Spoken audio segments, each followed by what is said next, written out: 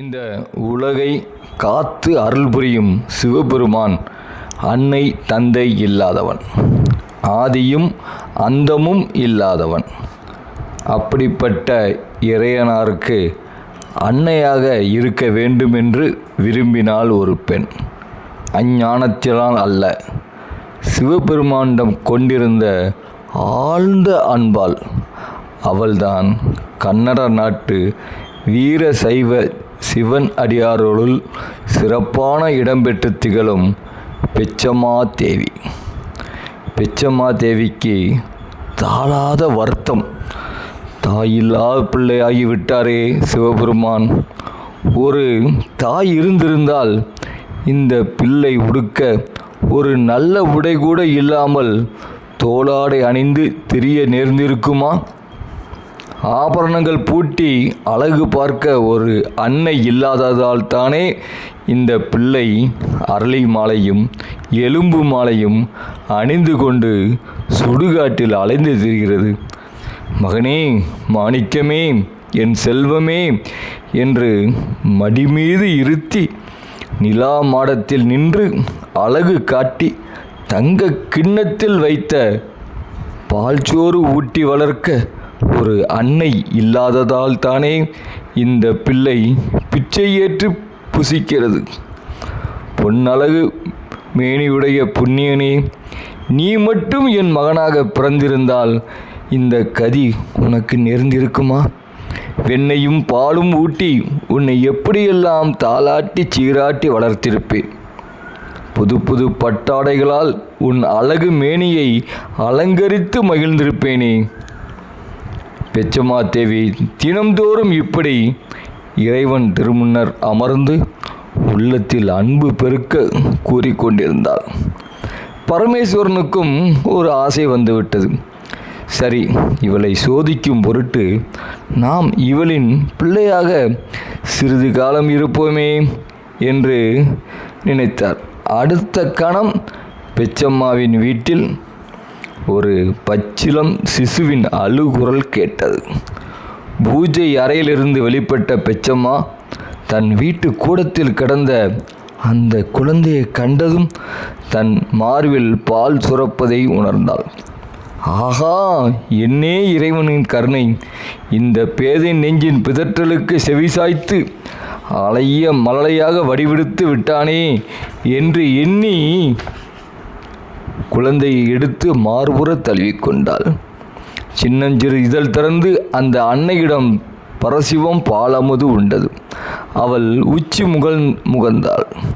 உடல் தழுவினால் பட்டு குஞ்சம் போன்ற பாத கமலங்களை எடுத்து கண்களில் ஒற்றிக்கொண்டால் முத்தமிட்டாள். மடிமீது கிடத்து கொஞ்சினாள் பெச்சம்மா தேவி.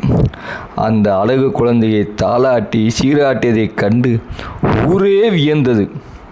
அவள் சிந்தை முழுவதும் அந்த குழந்தையே நிறைந்து கிடந்தது. ஐயோ, என் தங்கத்திற்கு பசிக்குமே என்று பால் தர ஓடுவாள். பாலுக்கு பாலகன் அழுதிட பார்க்கடல் ஈந்த பிரான் அங்கே அவளின் தாய்ப்பால் அருந்தி அவளை மகிழ்விக்கும். கண்களுக்கு எண்ணெய் விட்டு வலிப்பாள். மூக்கை எடுப்பாக உருவி விடுவாள். வெந்நீரை நன்கு விளாவி வாசனை திரவியங்களை பூசி குளிப்பாட்டுவாள். தங்க அரைஞான் பூட்டி காலில் களீர் களீர் எனும் தண்டையிட்டு கொண்டையில் முத்துச்சரம் கோர்த்து மார்பில் நவமணி மாலைகள் போட்டு கண்ணுக்கு மையிட்டு கன்னத்தில் திஷ்டி போட்டும் இடுவாள்.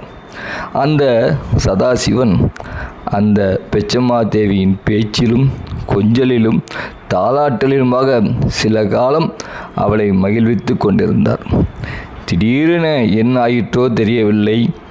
அந்த குழந்தை பால் உண்ணவில்லை. கற்கண்டு கலந்த வெண்ணெயை உண்ணவில்லை. வாடி துவண்டு கிடக்க ஆரம்பித்தது. வைத்திய முயற்சிகள் வீணாயின.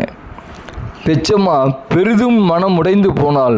ஐயோ, என் தங்க மகனுக்கு யார் திஷ்டிப்பட்டதோ தெரியவில்லையே, இப்படி ஆயிற்றே என மனம் வெதும்பினாள். ஈசனை குழந்தையாக வா என்றேன். கடைசியில் அவன் நோயுற்று நலியும்படி ஆகிவிட்டதே. இந்த நிலை ஈசனுக்கு என்னால் தானே நேர்ந்தது. இந்த ஆபத்திலிருந்து என் செல்வத்தை காக்கத் தெரியாத நான் ஒரு தாயா? இல்லை, இனி நான் உயிரோடு இருப்பதே வீண் என்று எண்ணியபடி அவள் ஒரு அரிவாளை எடுத்து தன் கழுத்தை அறுத்து கொள்ளப் போனாள். இதற்கு மேலும் ஈசன் அவளை சோதிப்பாரா என்ன? குழந்தை துள்ளி எழுந்தோடி வந்தது. அங்கே நாகாபரணம் பூண்ட பரமசிவன் ஒளி துலங்கும் செம்பவள திருமேனியுடன் அவளை அன்னையே என்று அழைத்து, நான் நலமடைந்து விட்டேன் என்று கூறியபடி நின்றார்.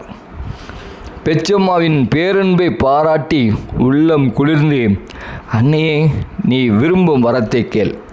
என்னை தாளாட்டி சீராட்டி வளர்த்த உன் அன்புக்கு நான் எதை கேட்டாலும் தர சித்தமாயுள்ளோம் என்றார். பிச்சம்மா தேவி மெய் சிலிர்த்து நின்றாள். அவள் கண்கள் ஆனந்த கண்ணீரை சொரிந்தன. தாய்மை மேலிட அவள் சொன்னாள், நீ மகாதேவன், சர்வேஸ்வரன், எல்லாமுமாக இருக்கலாம். ஆனாலும் என் மகன் என்பது மட்டுமே என் மனதில் உள்ளது. நீ நோய் நீங்கி நலம் அடைந்ததே எனக்கு போதும், வேறொன்றும் வேண்டாம் என்றாள். முழுமுதல் பெருமானான அந்த முக்கன் பெருமான் அம்மையே என்று வாஞ்சியுடன் அழைத்து மோட்ச சாம்ராஜ்யத்தில் அந்த தன்னலமற்ற தாய்க்கு ஒரு சிறப்பான இடத்தை அருளியதாக வசவ புராணம் கூறுகின்றது. ஓம் நமச்சிவாய. ஓம் நமச்சிவாய.